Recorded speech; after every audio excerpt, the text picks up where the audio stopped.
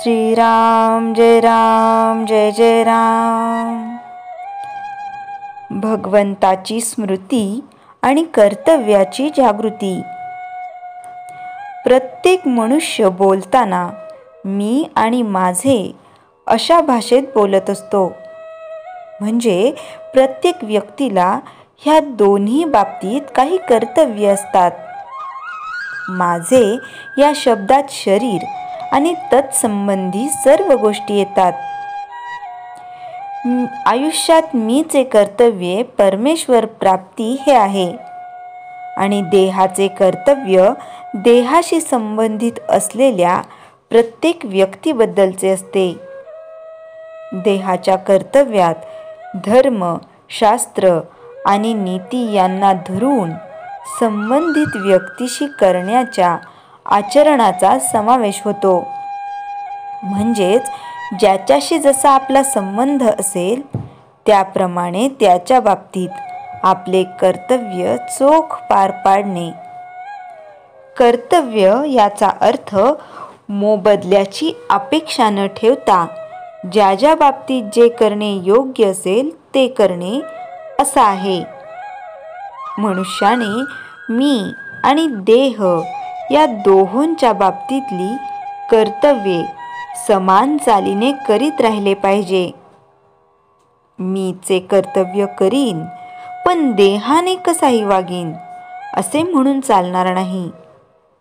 याचे कारण असे आहे की समजा एखादा मनुष्य नोकरी करीत आहे, तो ती नोकरी कशाकरिता करतो याचा विचार केला तर असे दिसते की ती नोकरी करायला दुसरे कोणी नव्हते म्हणून तो ती नोकरी करीत नसतो, तर त्या नोकरीतून मिळणारा पैसा कुटुंब रक्षणाकरिता उपयोगी पडेल म्हणून तो ती नोकरी करीत असतो।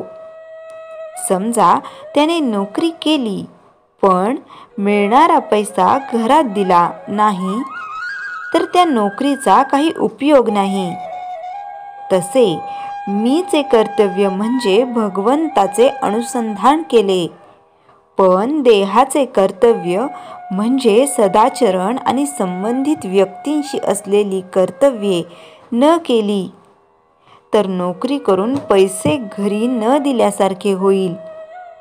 म्हणून प्रत्येक व्यक्तीने भगवंताची स्मृती आणि कर्तव्याची जागृती ठेवावी आणि या दृष्टीने आपले कुठे चुकते आहे याचा शोध दर वाढदिवसाच्या निमित्ताने घेऊन प्रत्येकाने आपली उन्नती करून घ्यावी। जेवताना भोवती उदबत्तीचा सुंदर वास आणि तोंडात गोड घास जसा असावा त्याप्रमाणे आपण बाहेर गोड बोलावे आणि आत भगवंताचे गोड नाम घ्यावे। म्हणजेच आपण आत बाहेर गोड असावे। ज्याप्रमाणे एखादा गवई पुष्कळ ताना मारतो पण शेवटी समेवर येतो, त्याचप्रमाणे भगवंताजवळ लक्ष ठेवून मग आपण काहीही केले तरी हरकत नाही। समेला विसरून मात्र उपयोग नाही। इथे तबला वाजविणारा भगवंतच आहे म्हणून त्याचा ठेका बरोबर चालतो। ठेक्याप्रमाणे म्हणजे भगवंताच्या ठेक्याला अनुसरून म्हणजेच त्याच्या स्मरणात जो गवई गाईल तो बरोबर मार्गावर राहील आणि शेवटी समेवर येईल। श्रीराम जय जय राम। चैतन्यवाणी फळाची अपेक्षा सोडून कर्म करणे याचे नाव कर्तव्य होय। श्रीराम जय जय राम। जयाच्या जनी जन्मनामात झाला, जयाने सदा वासनामात केला, जयाच्या मुखी सर्वदा नाम कीर्ती, नमस्कार तया ब्रह्मचैतन्य मूर्ती। श्रीराम जय जय राम।